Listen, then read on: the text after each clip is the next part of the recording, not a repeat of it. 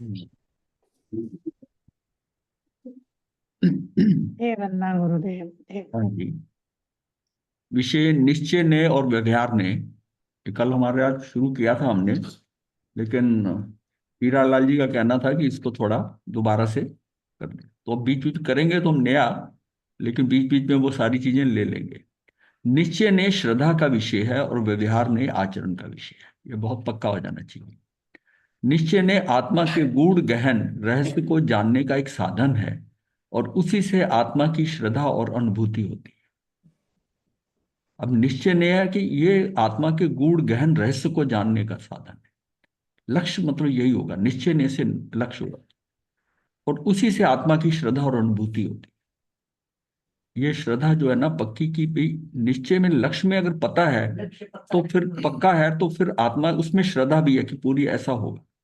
अभी इस समय वैसा नहीं हो रहा, वो और बात है, लेकिन होगा ये ऐसा ही। अंततः जो है वहां तक ही पहुंचना है। मतलब जिस साधन से हम काम कर रहे हैं, जो मार्ग पकड़ा है, उससे वो साध्य जो है, वो आपका जो लक्ष्य मिलेगा ना, वो आपके दिमाग में हमेशा होना चाहिए।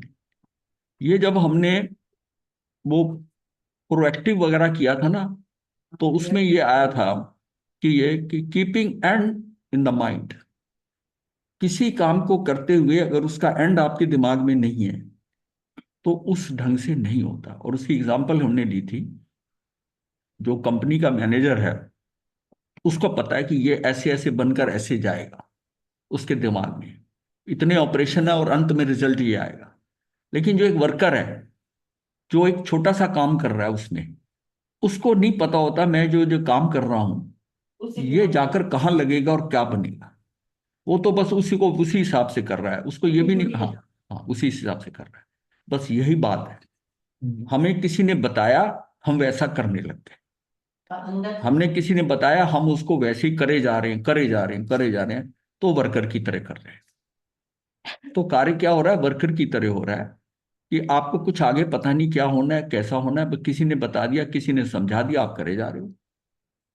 अपने अपने स्किल अलग है। हाँ, अपने ऑपरेशन है वो उसको उसी में करे जा रहा है, बस मुझे तो यही करना है। वो किसकी हुई, वो व्यक्ति उसकी ना वर्कर मेंटेलिटी, लेबर की मेंटेलिटी, और अपनी तरफ से पूरा जोर लगा रहा है, सारा दिन वो भी काम कर रहा है। लेकिन जिसको ये पता है कि ये अंततः वहां जाके लगना है, और इसमें अगर थोड़ी सी मैं हल्की सी भी गड़बड़ यहां करता हूं तो ये वहां कार्य खराब हो जाए। और इसलिए बहुत कौशन से उसको पता है कहाँ जाके लगना है। जो एक्सपर्ट होता है वो उसमें से भी पहचान लेता है पहचान कि लेता इसके है। अंदर वो तो पोटेंशियल है। अपने को ये देखना है कि जो हम कर रहे हैं, अब हम तो अध्यात्म की बात कर रहे हैं ना, कि जो हम कर रहे हैं ये हमको कहाँ लेके जाएगा, ये क्या प्राप्ति करा सकता है। जब तक यही नहीं पता, हम करे जा रहे हैं। अब जिसको जिसको उपवास आ गया वो उपवास करे जा रहा है, जिसको समाई करे जा रहा है। बात बात को समझो, अपनी बात को मत करो। व्यवहार तो वो बात अलग है, पहले ये समझो कि ये बात जो हो रही है, ये हम जैसा समझते हैं, जैसा ठीक समझते हैं, करे जा रहे हैं, करे जा रहे हैं। भाई उससे मैं पहुंचूंगा कहाँ, और बदलना चाहता नहीं हूं अपने आप को। अब उसको ये कह दे कि ये तुम क्रियाकांड कर रहे हो, इन क्रियाकलापों से बचो। वास्तविकता यह है कि ऐसा करना है, इस तरह आपने समझना है धर्म को। धर्म इस तरह ये क्रियाओं से नहीं है।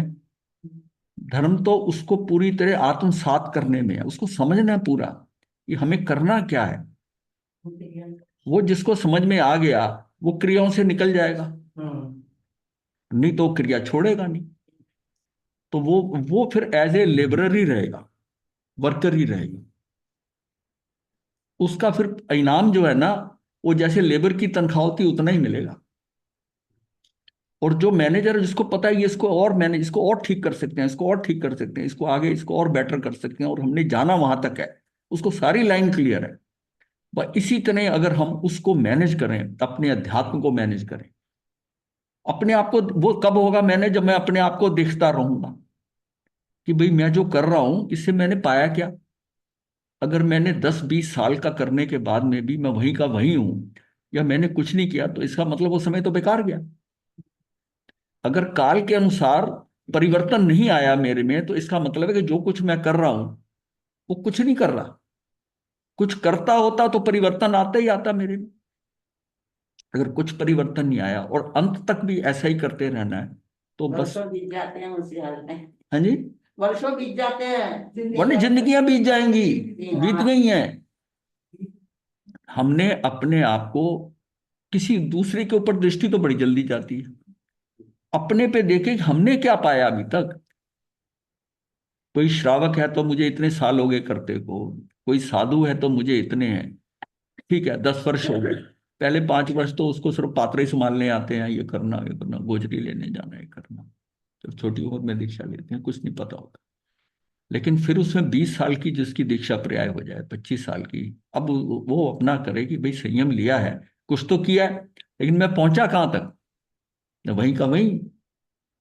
अब ये अगर नहीं अपने आप को अवलोकन करना, अपने आप को नहीं देखना, तो हम आगे नहीं बढ़ सकते। यही है कि साधन जो है ना, साधन को देख, साधन पे साध्य ध्यान में रहे तो साधन पे भी सतर्कता बनती है। अगर उपाय हमको पता है तो उपाय भी आएंगे, उपाय भी आएंगे। लक्ष्य दिमाग में होगा तो अब हम कार्य वैसा करेंगे, लेकिन वो सबसे बड़ी बात है कि उस लक्ष्य पे, वो जो पता उस पे पूरी श्रद्धा हो जाए। अब जब यही श्रद्धा नहीं है कि हमको क्या करना है, कि मुझे सिर्फ मिथ्यात्व से निकलना है और कषाय छोड़ने हैं, ये जरूरी है कि मुझे उपवास व्रत और समाइकें करनी जरूरी, या वो कर रहा है तो ये भी करे। मैं ये नहीं कह रहा कि वो समाइक और व्रत ना करे, लेकिन सबसे पहले वो अंदर से मिथ्यात्व निकालकर कषाय निकाले। वो उस पर अगर प्रभाव पड़ रहा है, कषाय कम हो रहे हैं, मिथ्यात्व से निकल रहा है, तो ठीक है, वो क्रियाएं गलत नहीं है, समाइक करना ये करना, लेकिन उसको समाइक को हम समाइक के ढंग से नहीं कर रहे ना, वो भी एक क्रिया की तरह ही पालन हो रहा है 48 मिनट का, उसके अंदर उतरते ही नहीं, उतर सकता ही नहीं है। क्योंकि जिसको इतनी समझ नहीं है कि हमारी, अब उसकी श्रद्धा को पुष्ट करना पड़ेगा अपना, कि भगवान ने ऐसा बताया है। अब उन्होंने, ठीक है, भगवान ने तो वो पकड़ लिया भगवान का कि उन्होंने इतने उपवास किए, 12.5 साल में 349 दिन उनके पार नहीं हुए, बाकी दिन में वो उसको पकड़ लिया। लेकिन बाकी जो उन्होंने क्या किया और क्या नहीं किया, किसी से बोले नहीं, किसी में दखल नहीं दिया, अपने में ही रहे और ध्यान करते रहे। ये कितनी बड़ी बात है। और ये उपवास तो उनकी व्रत तो हो गए, ये व्रत ये तो हो गए। अब जैसे कई बार कह देते हैं 6-6 महीने, मैं कह रहा हूं कोई 6 महीने का नहीं, 6 महीने का एक संगम देव ने करवाया, एक 5 महीने 25 दिन का उन्होंने अभिग्रह करा। अभिग्रह होता तो वो 2 दिन में भी पूरा हो सकता था, 4 दिन में भी हो सकता, उसको होते होते, और उसमें भी लिमिट उन्होंने 6 महीने की करी थी कि 6 महीने में नहीं। इसका मतलब उन्होंने ज्यादा क्या है, देखा जाए तो 229 बेले किए, और नौ नौ नौ उन्होंने 4-4 मास के, क्योंकि चतुर्मास में इधर उधर कहीं नहीं जाना ऐसा रखना, तो पूरा चतुर्मास में करते थे। बस ये उनका तप था।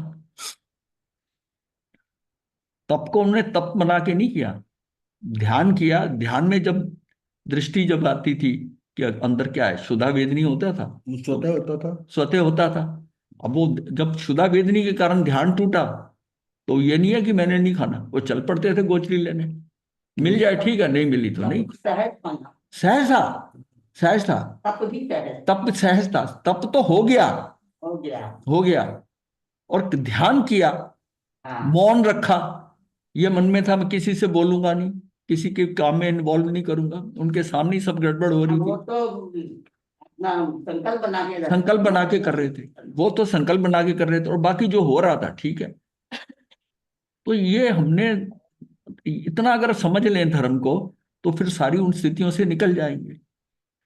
तो इसका मतलब ये हुआ कि व्यवहार से जीवन जीने की कला सीखने के लिए आगम ज्ञान की आवश्यकता पड़ती है, और हमें सर्वप्रथम आगम ज्ञान से जीव जीव का ज्ञान प्राप्त करना अति आवश्यक है। षट द्रव्य में लोक एवं नव तत्व तथा कषायों के और कर्मों के मंद करने अथवा क्षय करने की जानकारी, ये जो है ना, जानकारी अत्यंत आवश्यक है। कर्मों को मंद कैसे, मेरे कर्म कैसे बने, कषायों का पता हो, और नए नवीन कर्म ना बने, ये सारा ध्यान हो, तो फिर उसका वो मार्ग पे आगे बढ़ता है। अध्यात्म दृष्टि से हमारी आंतरिक योग्यताओं के उजागर होने की अलग अलग श्रेणियां होती हैं। ये श्रेणियां ही गुणस्थान कहलाती हैं। और आत्मिक गुणों के अल्पतम विकास से लेकर उसके संपूर्ण विकास तक की समस्त भूमिकाओं को जैन दर्शन में 14 भागों में बांटा गया। इन्हें गुणस्थान कहते हैं। आत्मा की निर्मलता से गुणस्थान क्रमशः ऊंचे होते हैं और निर्मलीनता से नीचे होते हैं। प्रथम गुणस्थान में आत्मा की स्थिति निम्न स्तर की होती है। एक साधक को इसकी जरूरत नहीं है कि उसका गुणस्थान कौन सा है, कैसा है, क्या है। उसको तो उसके गुणस्थान क्या है कि उसके कषाय कम हो रहे हैं। अब वो ये थोड़ेगा मैं इस क्लास में आ गया हूं, इस क्लास में आऊं, ऐसा तो नहीं है ना। ज्ञान होना चाहिए। उसको ये समझ आए कि मेरे में ये खराबी है, ये ऐसा हो रहा है, मेरा क्रोध कम नहीं हो रहा, मेरा मान नहीं हो रहा, माया नहीं है, लोभ है। उसको ये भी समझ होनी चाहिए कि सबसे पहले जीव का क्रोध पे कंट्रोल होता है।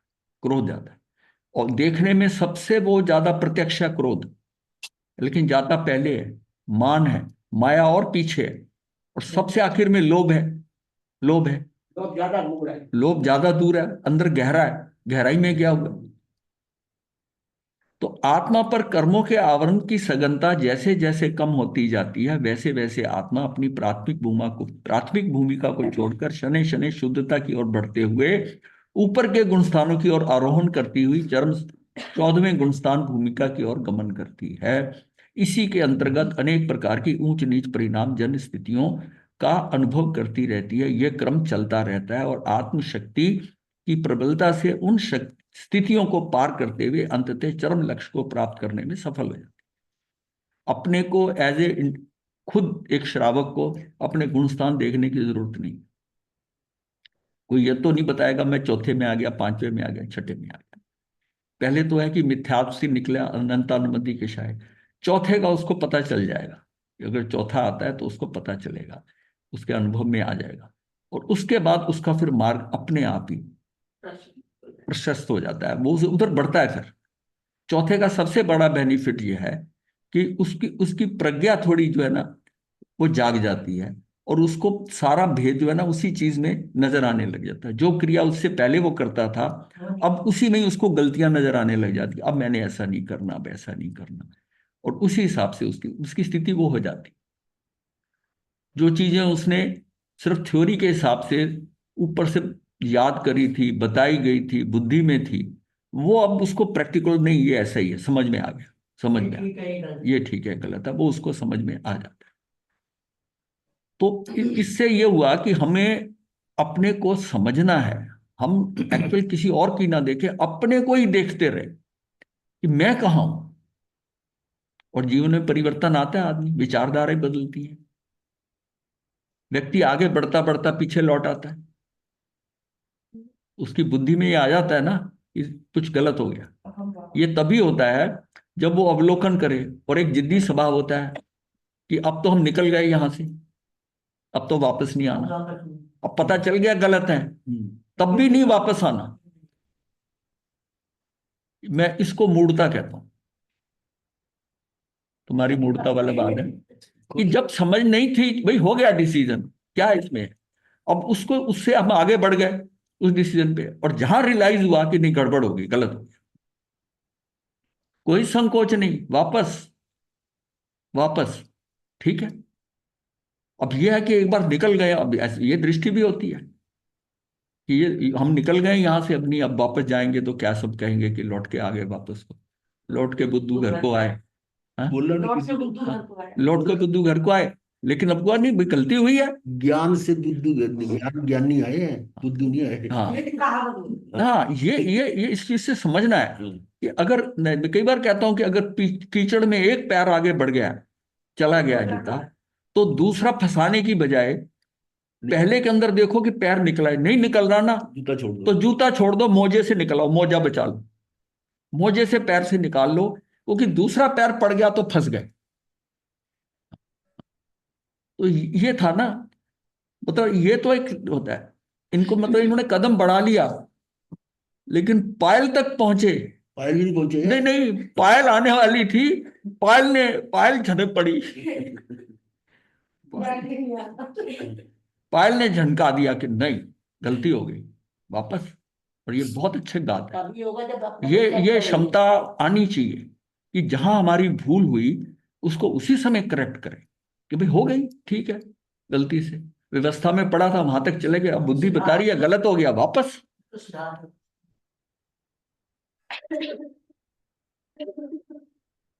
निश्चय के आश्रय से सम्यक दर्शन होता है, ये बात ठीक है, परंतु एकांत निश्चय नहीं है। कारण कि एकांत निश्चय तो इस जगत में कहीं भी नहीं है। कारण मतलब ये कारण है कि एकांत निश्चय तो इस जगत में कहीं भी नहीं है। निश्चय और व्यवहार ये वस्तु के ही स्वरूप है। अतएव निश्चय को श्रद्धा में रखना चाहिए और व्यवहार को आचरण में रखना चाहिए। पहली लाइन जो हमने कही थी, यह निश्चय को श्रद्धा में रखना चाहिए और व्यवहार को आचरण। बात है निश्चय में गड़बड़ नहीं हो, व्यवहार के अंदर आचरण में हो गया, गलती हो भी गई तो व्यवहार है ना, वापस आ जाओ। लेकिन जो चीज निश्चय की है, निश्चय अगर में डोल गए तो गड़बड़ हो जाएगी।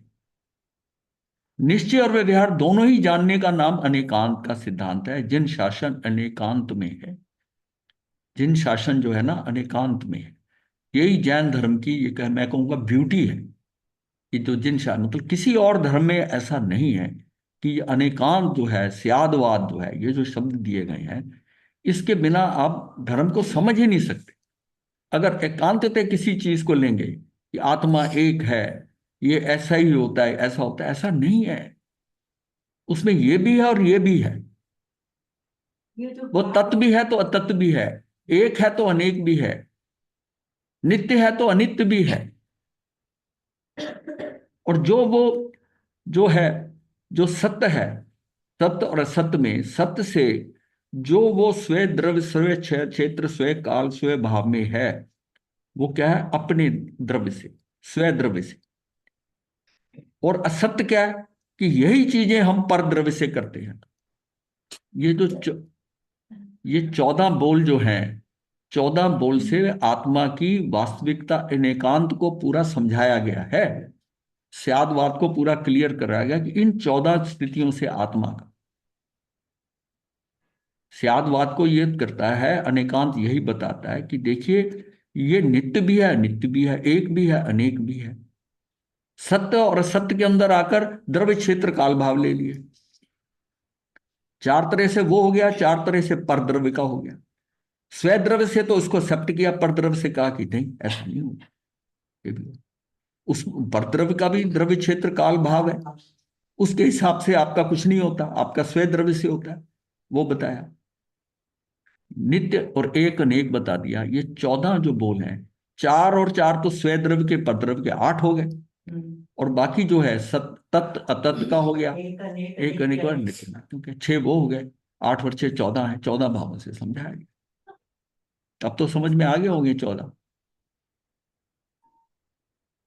कई स्थानों पर एकांत निश्चय का खंडन करके व्यवहार का प्रतिपादन भी होता है। इसलिए आत्मार्थी मोक्षार्थी जीवों के अनेकांत दर्शन को छोड़ना नहीं है।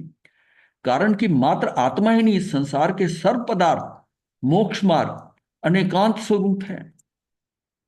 मतलब उसमें एकांतता है ही नहीं है। मतलब कुछ कुछ मुख्य होगा, कुछ गौण होगा। यही यही हमारी दृष्टि का फर्क है। मैं किसको मुख्य करता हूं, किसको गौण करता हूं, दूसरा किसको मुख्य करता है और किसको गौण करता है, और दोनों की विचारधारा में फर्क आ जाएगा। बात वो भी वही कर रहा है, दूसरा भी वही कर रहा है, उसने मुख्यता किसको दे दी, उसने किसको दे दी। भाई इतना सा दृष्टि का फर्क, में झगड़े हो जाते इसी में झगड़ा हो जाता। जो भी है, जो डिफरेंस आता है वो इसी बात पे आता है ना, दृष्टि में आता है। दृष्टि में वो किस बात को, उसने किस बात को मुख्य कर लिया।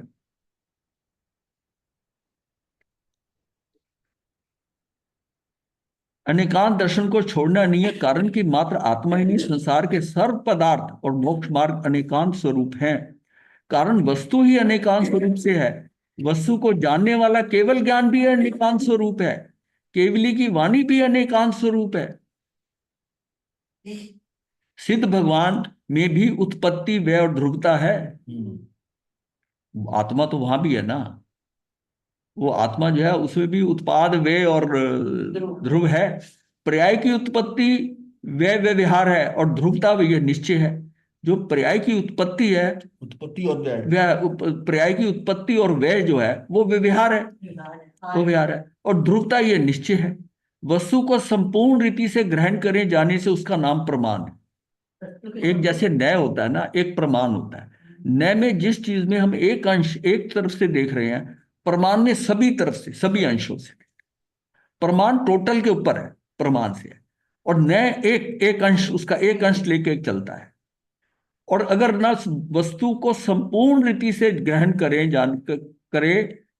करें या जाने, उसका नाम प्रमाण है। और प्रमाण से जानी गई वस्तु के अंश को जानना न्याय कहलाता है। प्रमाण से जानी गई वस्तु के अंश को जानना न्याय कहलाता है। न्याय जो है ना, बस एक एक अंश है उसका, एक अंश है। मात्र एक ही न्याय को ग्रहण करके ये न्यायाभास, ये खोटा न्याय कहलाता है। उदाहरण स्वरूप आत्मा को मात्र चैतन्य स्वरूप ही मानता है, उसके गुणों के भेदों को नहीं मानता, उनकी पर्यायों यानी कि अवस्थाओं के और जीव के 563 भेदों को ना माने तो ये निश्चय न्यायाभास है। ये न्याय न्याय का आभास हो, मतलब उसने, ये गलत निश्चय है। ये निश्चय जो है ना, जैसा हम मान लेते हैं कि आत्मा मात्र चैतन्य स्वरूपी है, मानते हैं, उसके गुणों के भेदों को नहीं मानता। अब हम जब से कहते हैं कि आत्मा में अनंत शक्ति है, वो नहीं मानेगा आत्मा में अनंत शक्ति है। ये अनंत शक्तियों का हमें कब पता चला? नहीं तो आत्मा की क्या है, आत्मा में शक्ति एक ज्यादा से ज्यादा तो आत्मा में क्या है कि आत्मा में अनंत वीर है, हम इसको ही शक्ति मानते थे। ये वीर शक्ति तो उसकी 47 शक्तियों में छठी शक्ति है, ये एक शक्ति है, पर उसपे तो बाकी सारी है।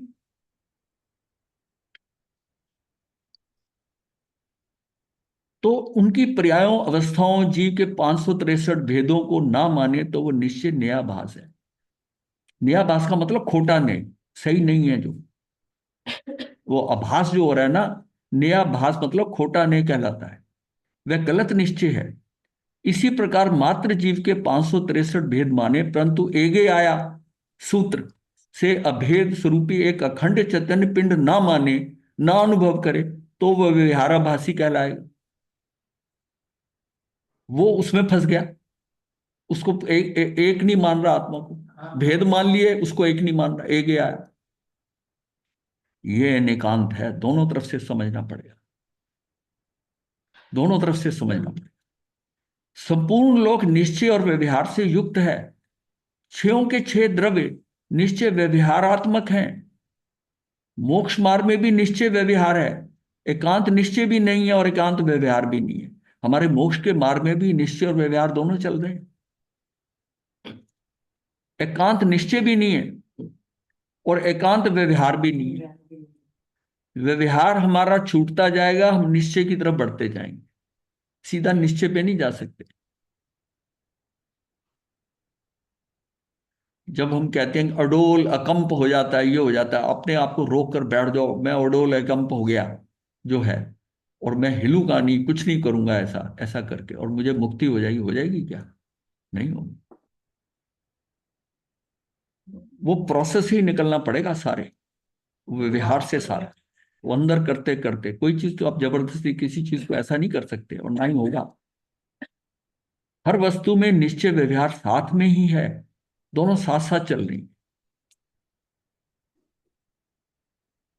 आचरण तो हो ही रहा है ना, आचरण तो साथ साथ, आचरण तो एक क्रिया है। हाँ, आचरण उसी हिसाब से बढ़ता है जिसमें हमें सम्यक दर्शन हो गया, सम्यक ज्ञान हो गया, सम्यक दर्शन हुआ, सम्यक ज्ञान हो गया। अब सम्यक चरित्र जो है वो एकदम क्यों नहीं हो रहा?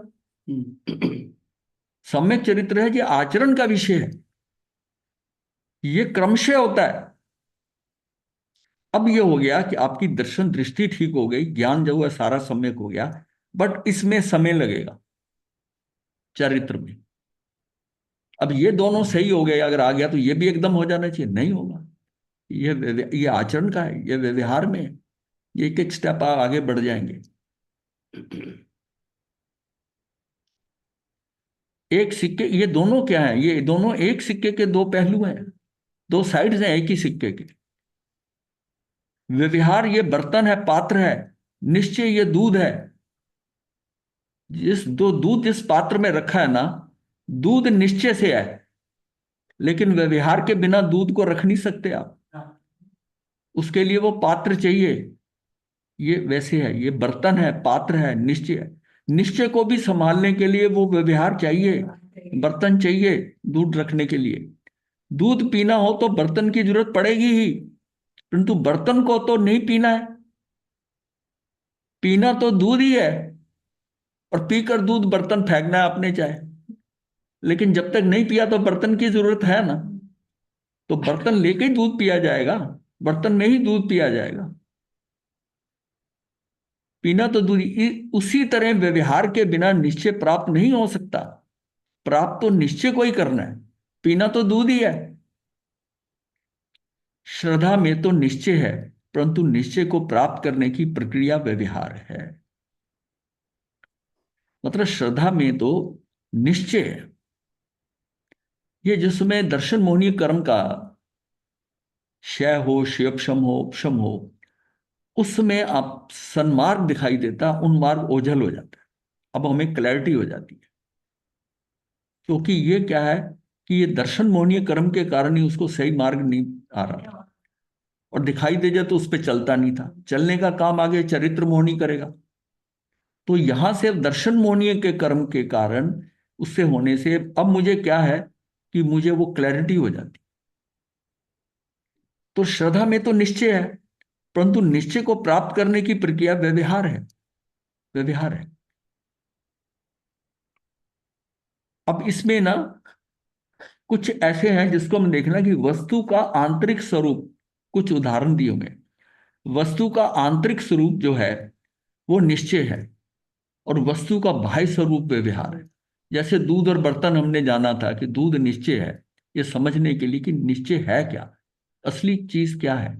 मुझे पाना तो दूध ही है, पर बिना व्यवहार के, बिना बर्तन के मैं दूध नहीं पी सकता। वस्तु का आंतरिक स्वरूप निश्चय है और वस्तु का बाह्य स्वरूप व्यवहार है। जिस प्रकार ईख, गन्ना, गन्ना गन्ना के अंदर रहा हुआ ये रस निश्चय है, और ईख की बाहर जो उसका छिलका है, छाल है, हाँ कचरा, ये व्यवहार है। हाँ, जब रस निकल जाता है तो वो उसको कहते हैं बेगासी कहते हैं। हाँ, थोक, बेगासी। उसी प्रकार मिठाई निश्चय है और डिब्बा व्यवहार है। दूध में घी निश्चय है और सफेद छाछ जो है ना वो व्यवहार है। आत्मा का चैतन्य स्वरूप तो निश्चय है और शरीर आदि व्यवहार है। इस ये बर्तन ही है। शरीर आदि जो है ये, मतलब हमारी जो बॉडी है वो बर्तन है, जो आत्मा है वो निश्चय है। वो निश्चय में वही है, वो चैतन्य स्वरूप है, आत्मा चैतन्य स्वरूप है, चैतन्य स्वरूप है। लेकिन हम व्यवहार का पालन भी तो करते हैं ना, उसको खाली नहीं, व्यवहार से। डब्बे डेकोरेशन होती है। अब आगे वस्तु का अभेद स्वरूप निश्चय है। वस्तु का अभेद, अभेद का मतलब अभिन्न, मतलब अलग अलग नहीं है, एक ना। वस्तु का भेद स्वरूप व्यवहार है। समूचे रूप से अखंड जीवास्तिकाय निश्चय है, और जीवों के भेद करना, जैसे सिद्ध और संसारी, तरस और स्थावर इत्यादि जीव के 563 भेद व्यवहार है, व्यवहार। पूरा जगत निश्चय है, पूरा जगत निश्चय है, और 6 द्रव्य ऐसा कहें तो वो व्यवहार है। क्षेत्र में निश्चय नहीं है, ये व्यवहार में है। ये व्यवहार है। तो उसके फिर भी तो पूरे जगत में आ गए। हाँ, पूरा जगत निश्चय है, जगत निश्चय है। तो छह द्रव्य कैसे व्यवहार है? 6 द्रव्य, उसके 6 द्रव्य व्यवहार में है, वो अपने हिसाब से जगत निश्चय है। वो समझने के लिए, पहचान के लिए हाँ, अलग अलग बना अलग अलग है, वो व्यवहार है। भेद हो गया ना, भेद है ना, वो भेद हो गया, भेद हो गए। हाँ, व्यवहार। जगत एक है, जगत उसको कहते हैं जिसमें 6 भेद है, सब कुछ आ गया। और जिसमें 6 द्रव्य ऐसा कहें कि इसमें 6 द्रव्य है, वो भेद आ गया। ये ऊपर ऊपर या ना अभेद और भेद के हिसाब से 6 द्रव्य ऐसा कहें तो वो व्यवहार है। वस्तु का द्रव्य स्वरूप निश्चय है और वस्तु का गुण पर्याय व्यवहार है। द्रव्य, गुण और पर्याय ये वस्तु पदार्थ के स्वरूप हैं। गुणों के समूह को द्रव्य कहते हैं। द्रव्य के पूरे भाग में हर हालात में जो व्याप्त रहते हैं वे गुण हैं। जो द्रव्य में पूरे भाग में, हर हालत में, हर कंडीशन के अंदर जो व्याप्त रहते हैं वे गुण हैं, और समय समय पे जो अवस्था बदलती है वो पर्याय है। पर्याय वो है जो बदलती रहती है, जो अवस्थाएं हैं। उस द्रव्य की जो दशा हो रही है। द्रव्य क्या है? गुणों का समूह है, जो उसके गुण है। अब हमारे पर्याय जो है, मतलब हमारी जो आत्मा है, आत्मा के कितने गुण हैं? अनंत गुण है। उन गुणों के समूह को ही हम आत्मा कह रहे हैं। हाँ अभी आपने फरमाया हाँ जी। कि जीवास्ति का निश्चय है और जीवों के 563 भेद की दृष्टि से वो करें तो विहार। वो बात। हाँ, वे विहार है। तो जैसे अस्थिकाय तो कोई भी अस्थिकाय है हाँ तो अस्थिकाय तो एक ही होगा ना, समूचा। हाँ, ठीक है। अस्थिकाय तो संख्या में एक ही होगा। ठीक है। पुद्गलास्थिकाय कहें अगर, हाँ, तो पुद्गलास्थिकाय भी एक ही होगा, अस्थिकाय रूप में तो एक ही होगा ना। अस्थि काय उसको बताने के लिए एक कैटेगरी, जाति के हिसाब से। हाँ, जाति के हिसाब से। अस्थिकाय तो निश्चय हाँ समूचा हो गया ना, हाँ समूचा भेद। हाँ, उसकी जाति मतलब सारे जो परमाणु जितने हैं जी। वो सब एक करके एक जाति क्या है? ये पुद्गल है।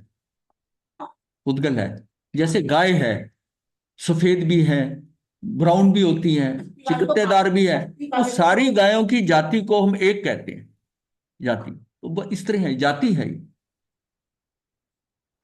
मैं ये भी मतलब नहीं, हाँ मेरा कहने का अर्थ ये है कि जैसे आकाश अस्थिकाय है, हाँ, अब वो अनंत प्रदेशी है, ठीक है। पर है तो संख्या में एक है ना, हाँ, एक है। ना। हाँ इसी तरह से जीवास्तिकाय, अस्थिकाय कहेंगे, जीवास्तिकाय कहेंगे जहां, हाँ वहां तो एक ही होगा। हाँ, ठीक है। उसमें दिक्कत क्या है? नहीं, वही मैं हाँ स्पष्ट करना चाह रहा हूं। अच्छा। मेरे को थोड़ा हाँ, जीवाश्री काय जो एक गिना है हाँ, उसको एक गिना है। अब जीवाश्री काय का अगर अलग अलग करेंगे, अब वो फिर आ गया। तो वही है, 563 ऐसी ही है। हाँ अब अगर अस्थिकाय भी अस्थिकाय रूप में तो एक ही होगा ना, बाकी एक। पुद्गल अनंत है। हाँ, ठीक है। ये स्पष्ट करना चाह रहा हूं, हाँ, जिससे थोड़ा सा कंफ्यूजन। जिसको हम जाति कहते हैं, जाति में जाति 5 जब कहते हैं तो उसमें 5 में आ गया सब कुछ। हाँ, ये कंफ्यूजन था, ये थोड़ा सा हाँ, ठीक है। स्पष्ट करना चाह मम्मी जी एक बात बताएं।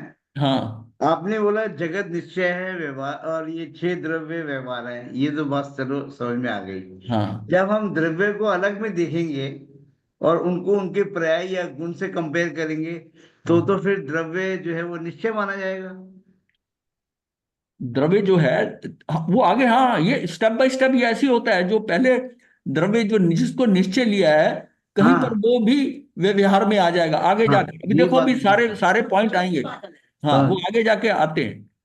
हाँ, तो हूं। इसमें तो अभी आप ना निश्चय और व्यवहार को समझने की कोशिश करें कि निश्चय क्या है, निश्चय में क्या है।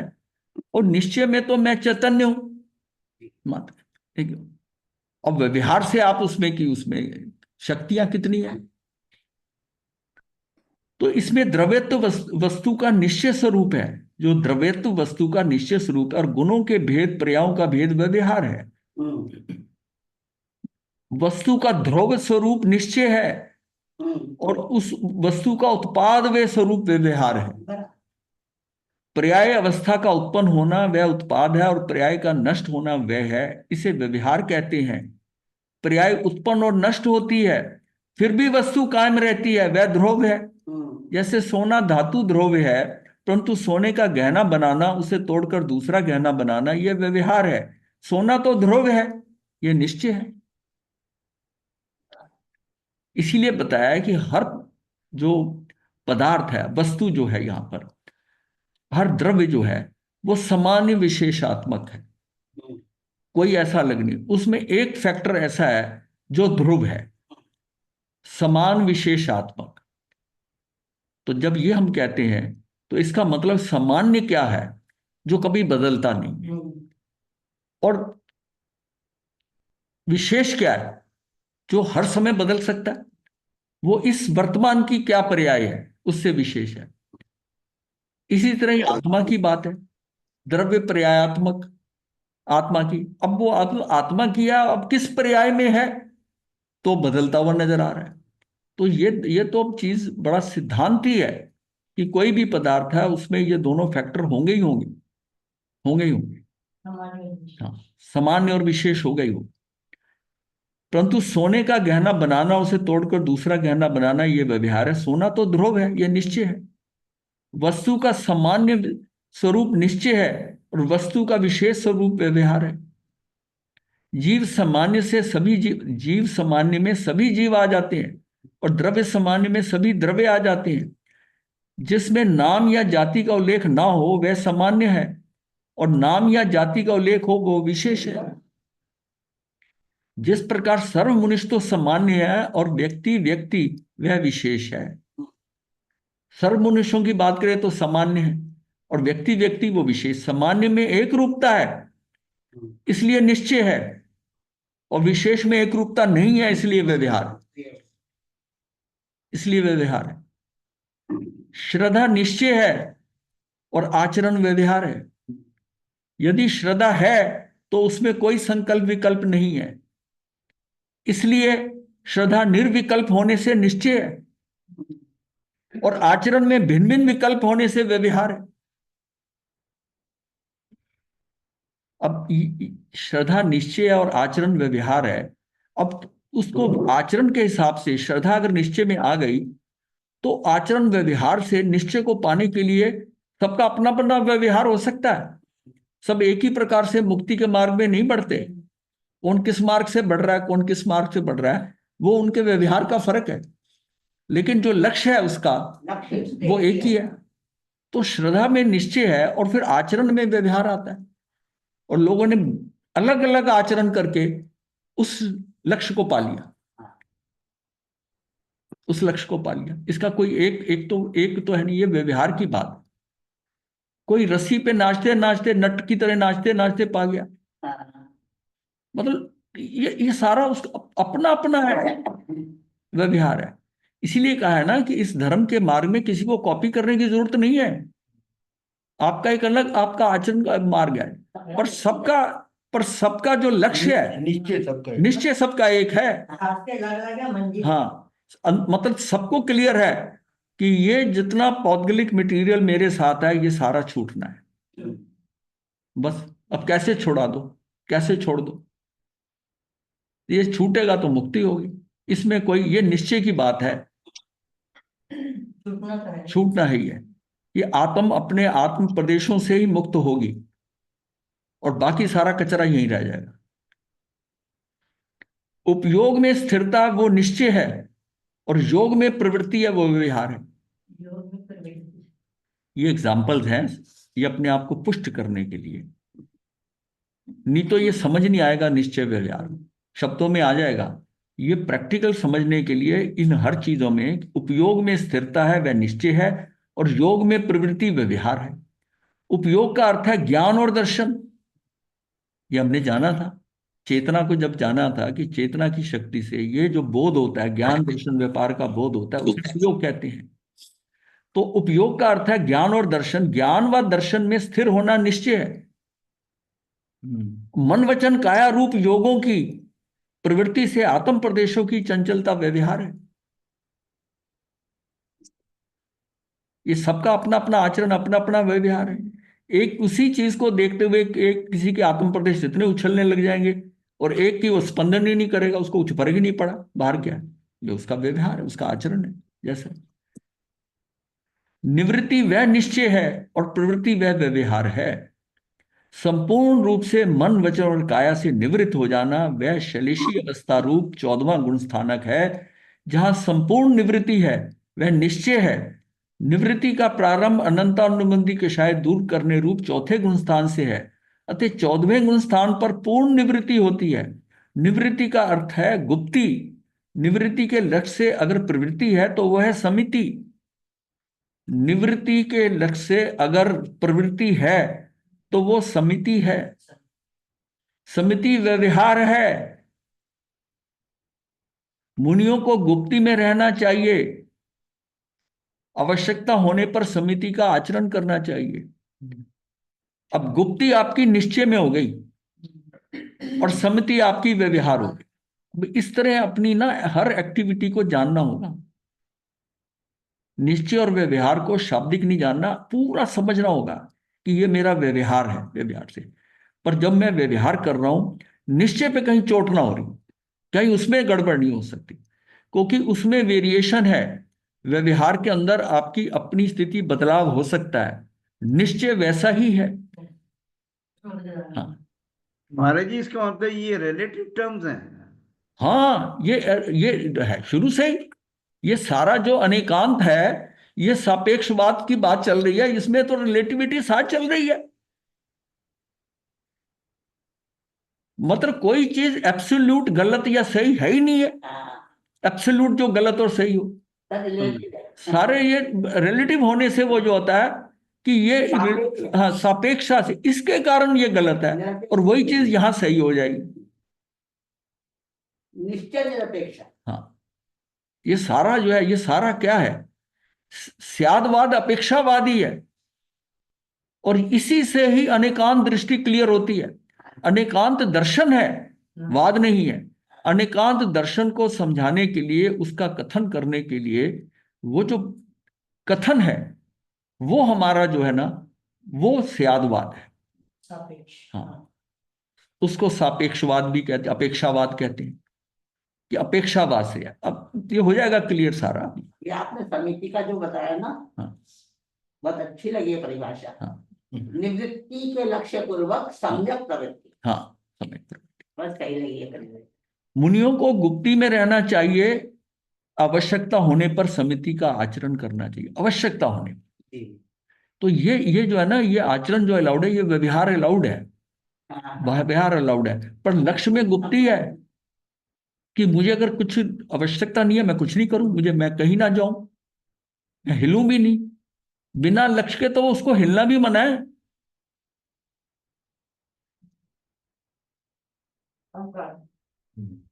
अकारण निर्विकल्प निश्चय है और संकल्प विकल्प व्यवहार है। आत्म प्रदेशों की स्थिरता निर्विकल्पता है और संकल्प विकल्प करना अद्विसाय रूप होने से व्यवहार है। इससे भी बड़ी क्लैरिटी हो जाएगी। आत्म प्रदेशों की स्थिरता, निर्विकल्पता, जो एक्चुअली हमारा टारगेट है, ये निश्चय निश्चय से है। और ये जो संकल्प विकल्प चल रहे हैं करना, ये क्या अद्विसाय रूप, अंदर भावधारा चल रही है सारी, ये सारा व्यवहार है। इसको बंद करना होगा। ये संकल्प विकल्प बंद होंगे तो आत्म प्रदेशों में स्थिरता आ जाएगी। जब तक ये संकल्प विकल्प चल रहे हैं, निर्विकल्पता नहीं आएगी। शुद्ध स्वरूप निश्चय है और अशुद्ध स्वरूप व्यवहार है। किसी भी मिलावट बिना की वस्तु शुद्ध कहलाती है। कर्म रहित जीव की अवस्था शुद्ध अवस्था है। दर्शन मोह मिथ्यात्व के जाने से जीव की अवस्था में शुद्धि की शुरुआत होती है। संपूर्ण कर्मों के अभाव में जीव की पूर्ण शुद्ध अवस्था प्रकट होती है। जितनी जितनी शुद्ध अवस्था है वह निश्चय है और जितनी जितनी अशुद्धता है वो व्यवहार है। ये समझ में आ गया होगा? ये तो दोबारा बोल दूं, ठीक, ये पॉइंट समझने वाला है। इतने सारे वो उदाहरण दिए ना, इससे समझ आया। किसी भी मिलावट बिना की वस्तु, मिलावट किसी में नहीं हो, वो शुद्ध कहलाती, ये पता हमें।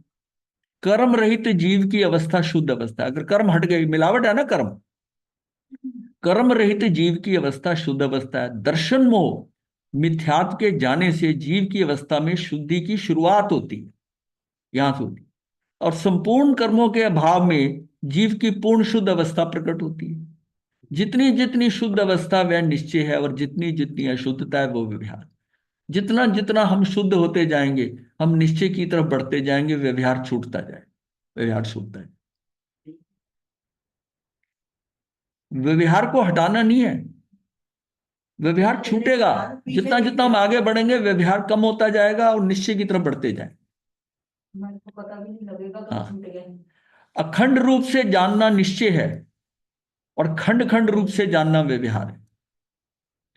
आत्मा को अखंड रूप से भेद किए बिना अक्रम स्वरूप में जानना निश्चय है और आत्मा के गुण पर्यायों के भेद से ही जानना क्रम क्रम से जानना व्यवहार है। केवली भगवंत संपूर्ण द्रव्य क्षेत्र काल भाव पर्याय को एक साथ क्रम बिना जानते,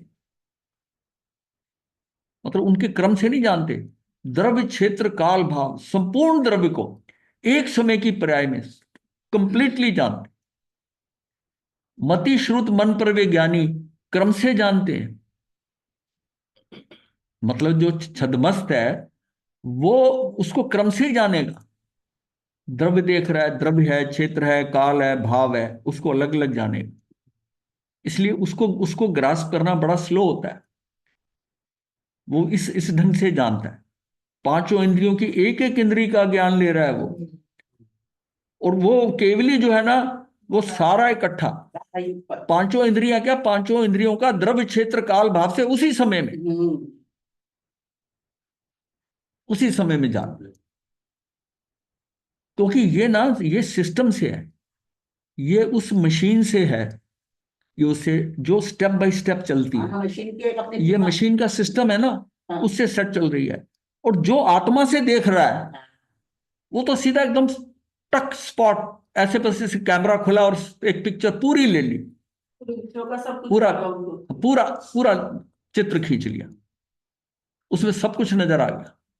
उसमें यह भी नजर आ गया निमित्त कौन से होंगे, इसका उपादान कैसा होगा, कैसा होगा, सब कुछ उसका द्रव्य से, क्षेत्र से, काल से, भाव से सब आएगा नजर, कि ये कब जलेगी, ये 12 वर्ष बाद चलेगी, ऐसा होगा, ये आएगा निमित्त, ऐसा आएगा, सारा ही नजर आएगा।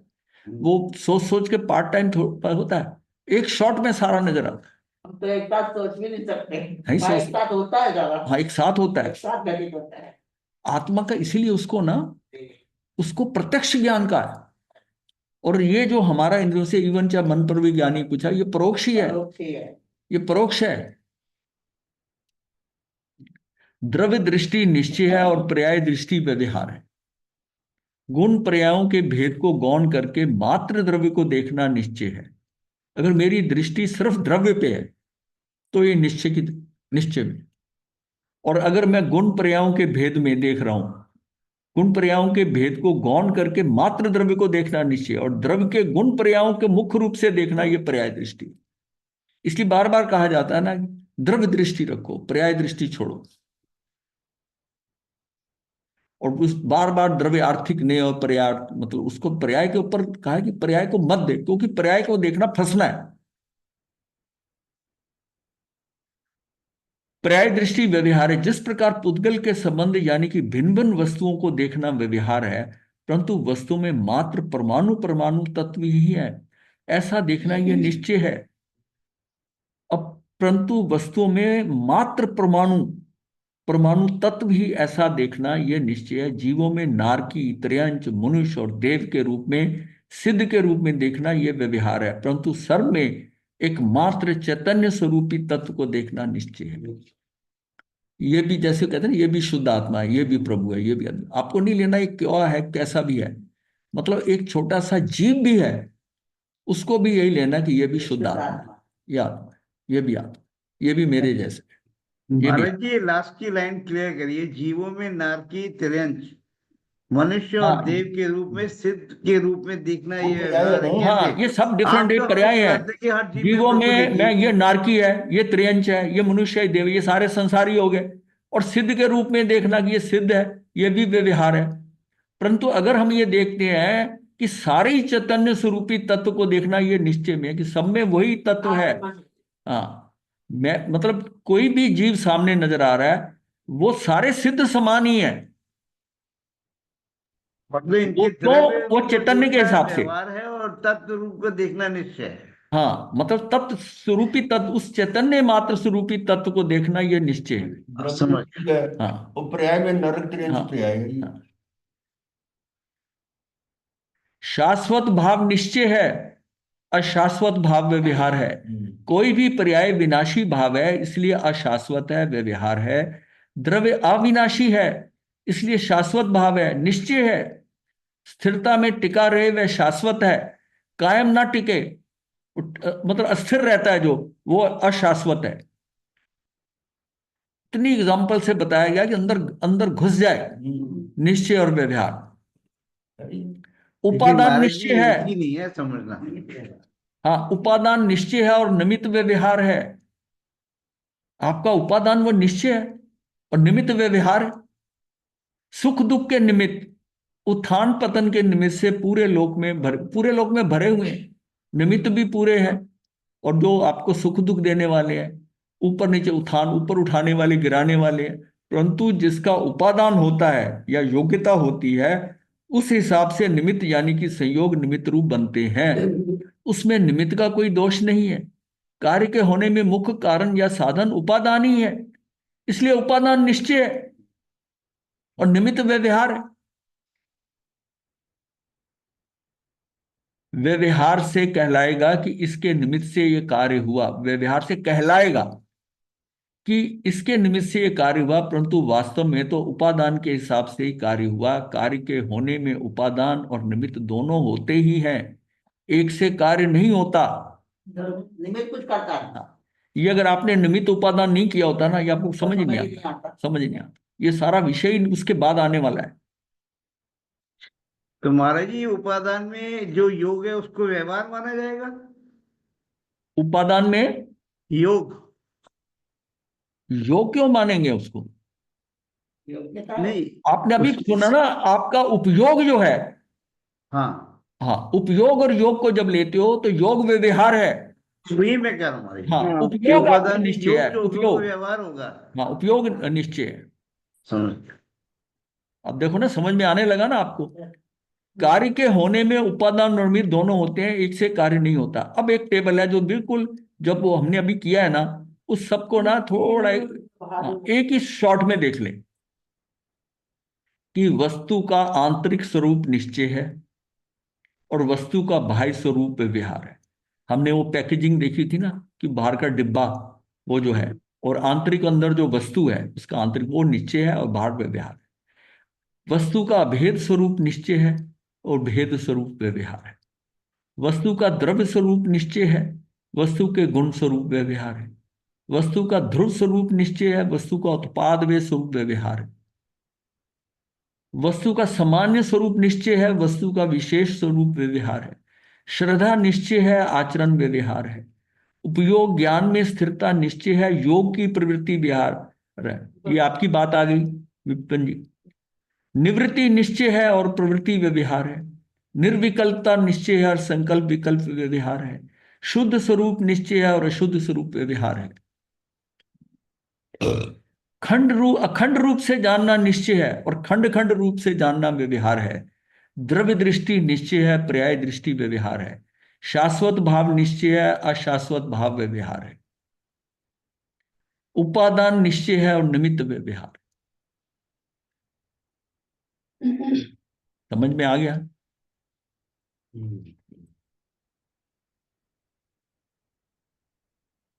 जीव भाव प्राणों से जीवित है, ये निश्चय नहीं है, और जीव द्रव्य प्राणों से जीता है, ये व्यवहार है। भाव प्राणों से और द्रव्य प्राण दोनों फर्क समझ लो।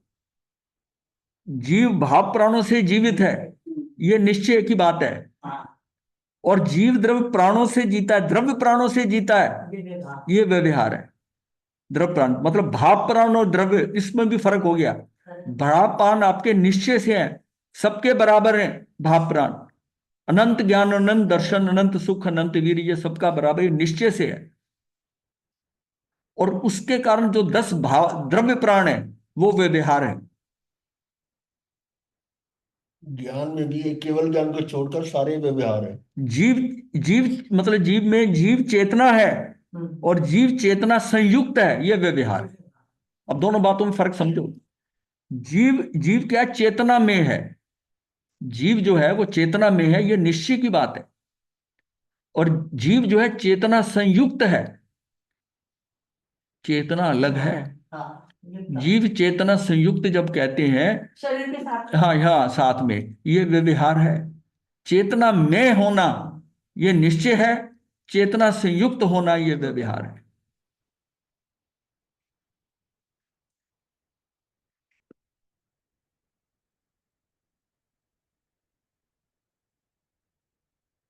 संक्षेप में विशेष क्या सार क्या है?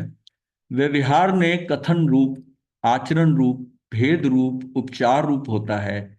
व्यवहार सर्वथा असत्यार्थ नहीं, स्वयं के स्वरूप में तो सत्यार्थ ही है। कथनचित किसी अपेक्षा से असत्यार्थ हो सकता है। एकांत व्यवहार असत्यार्थ है। ये जो क्या है, एकांत व्यवहार जो है ना, उसी प्रकार एकांत निश्चय भी असत्यार्थ है।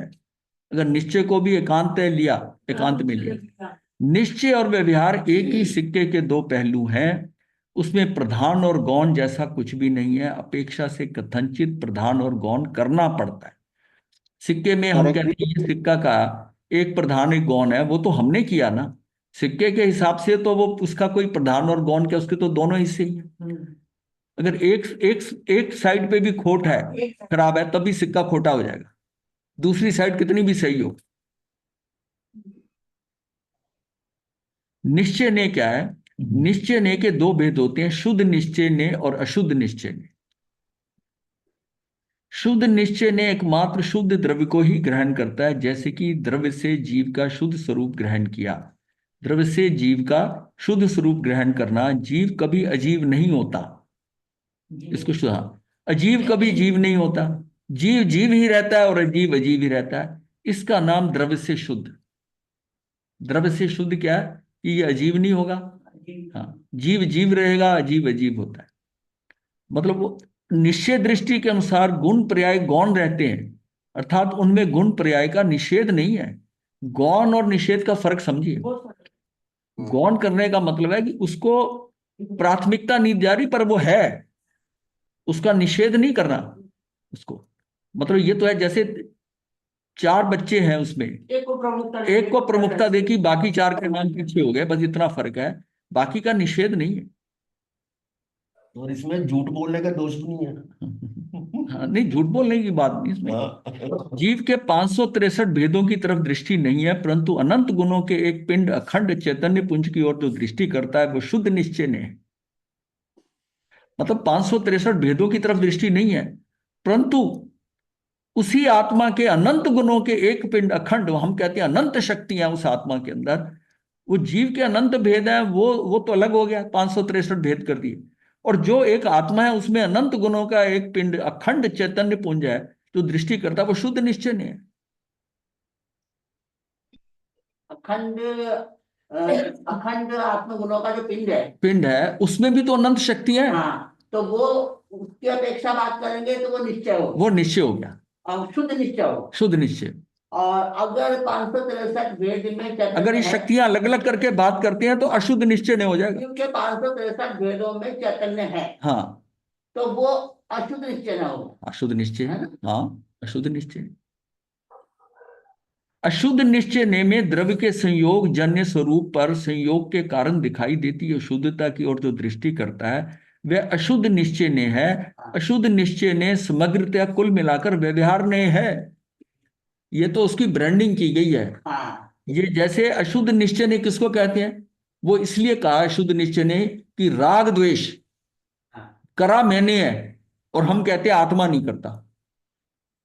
भाई आत्मा नहीं करता तो और भाव कौन कौन कर सकता है राग द्वेष का? पुद्गल करेगा क्या? आत्मा राग द्वेष नहीं करता, अगर ये वाक्य है हाँ, तो ये अशुद्ध निश्चय नहीं होगा। हाँ, है ना? आत्मा, हाँ, शुद्ध निश्चय ने, शुद्ध निश्चय नहीं होगा, अशुद्ध निश्चय ने। अशुद्ध होगा ना। हाँ हाँ, अशुद्ध होगा ना, आप बोल शुद्ध रहे हैं। अशुद्ध निश्चय इसलिए होगा कि करता तो वो है। हाँ, वो तो ये बताया गया कि वो जब विभाग में गया तब हुए, वो उसका अपना किया हुआ मानता ही नहीं। हाँ, हाँ, वो तो कहता मैंने वो तो काम नशे में कैद कर दिया था, अब तो मैं होश में तो मैं करता ही नहीं। तो वो विभाग में गया तो उसने राग द्वेष किया, और लेकिन उसको एक्सेप्ट नहीं कर रहा, पर भी किया तो तू नहीं है। अब जब हम कहते हैं कि राग द्वेष मैं नहीं करता, तो भी कहते कौन करता है राग द्वेष? कर्मों को तो आप कह सकते हो वो जड़ है कि कर्म मैंने नहीं बांधे, तो ठीक है, उन्होंने बांध लियो, कर्मों ने कर्म बांध लिए होंगे। पर राग द्वेष, वो कर्म तो कर नहीं सकते राग द्वेष। राग द्वेष करे तो मैंने और मैं उसको एक्सेप्ट नहीं कर रहा। तो इसको कुंद कुंदाचार्य ने अशुद्ध निश्चय में कैटेगरी में डाल दिया, पर यह वास्तविकता में व्यवहार ही है। जैसे अभी आपने फरमाया कि व्यवहार ही होना चाहिए हमारे।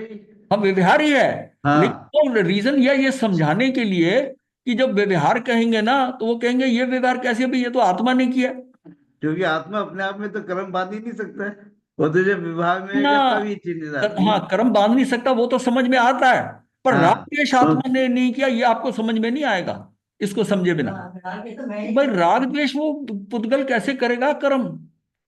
जो मेरा शरीर है वो राग द्वेष कैसे कर सकता है? करा तो आत्मा नहीं है, लेकिन आत्मा कहती मैं उसमें आत्मा थी नहीं, मैं अपने स्वभाव में नहीं थी, मैं तो विभाव में थी, किसी कारणवश में विभाव में गई और विभाग में हुआ है, तो फिर इसको एक शब्द नया क्वाइन कर दिया, शब्द को बना दिया अशुद्ध निश्चय। तो फिर भोगना तो पड़ेगा ना। हम्म। नहीं वो अलग बात। भोगने वाली बात नहीं है इसमें, कथन की बात। हाँ, ये कथन की बात है। देखो इसको हम एक दो बार और करेंगे। ऐसा है, ये विषय जो है ना इंट्रिकेट, हाँ। जटिल है, जटिल है, इसको समझना है। सिर्फ निमित्त उपादान आप समझ गए हो, लेकिन इसका हमने उतना ही पोर्शन लिया है जितना कि हमें जरूरी है समझना, जरूरी है निश्चय व्यवहार में।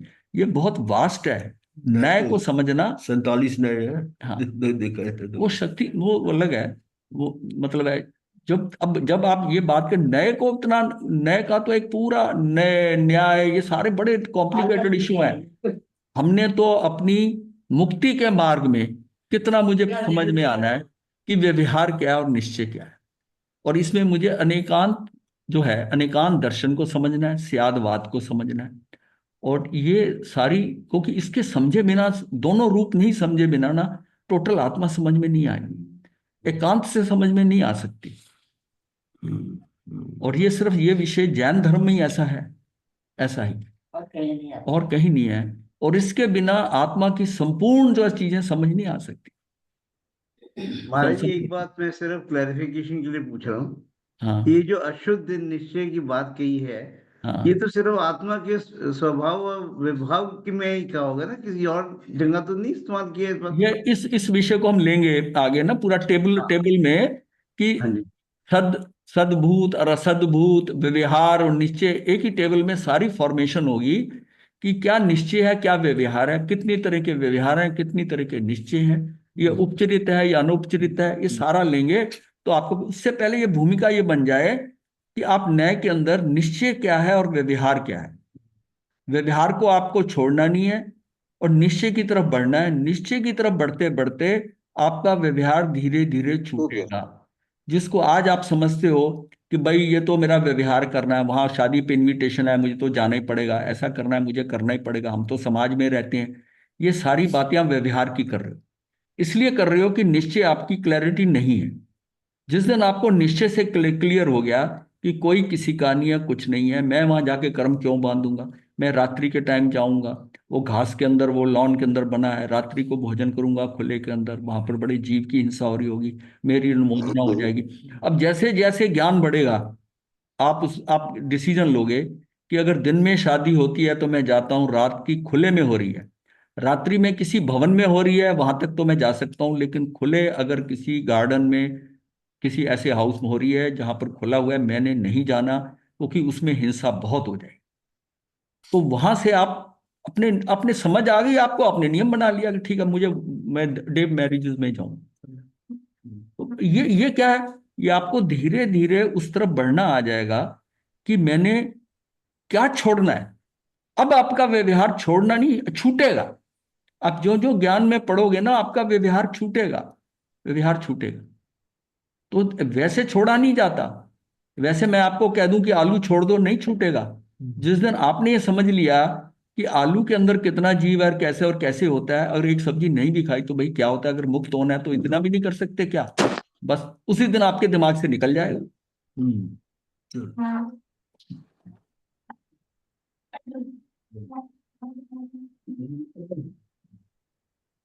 नमो अरिहंतान, नमो सिद्धान, नमो आर्यन, नमो बुद्धायन, नमो लोये सौभाव। चतारी मंगलम, हरिहंता मंगलम, सिद्धा मंगलम, साहु मंगलम, केवली पनतो धम्मो मंगलम। चतारी लोगोत्तमा, हरिहंता लोगोत्तमा, सिद्धा लोगोत्तमा, साहु लोगोत्तमा, केवली पनतो धम्मो लोगोत्तमा। चतारी शरणं प्रवज्यामि, अरिहंते शरणं प्रवज्यामि, सिद्धे शरणं प्रवज्यामि, साहु शरणं प्रवज्यामि, केवली नतन धम्मं शरणं प्रवज्यामि। चारि शरण सुख करने, मंगल करने, सदा ही मंगल। प्राची महाराज कहाँ पहुंच गए?